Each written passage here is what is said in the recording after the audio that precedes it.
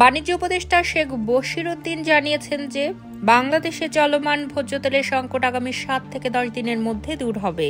তিনি আশা প্রকাশ করেন যে তেলের সরবরাহের ঘাটতি দ্রুত মেটানো হবে এবং তেলের বাজার দ্রুত স্থিতিশীল হয়ে যাবে।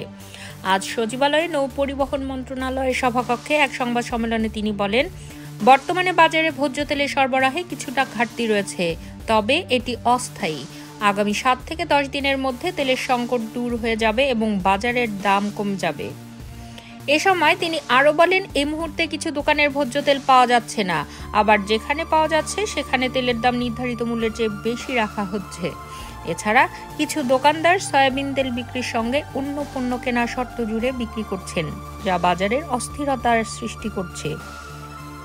বাণিজ্য উপদেষ্টা বলেন, রমজান মাসকে সামনে রেখে আমাদের দেশের খাদ্যপণ্যের দাম বৃদ্ধির সুযোগ নেই। ছোলা, বুট, খেজুর, ডাল, চিনির দাম অস্থিতিশীল হওয়ার সুযোগ আমরা দেব না। এসব পণ্যের কোনো সংকট নেই এবং আগামী সময়ে বাজারের সব পণ্য সঠিকভাবে সরবরাহ হবে।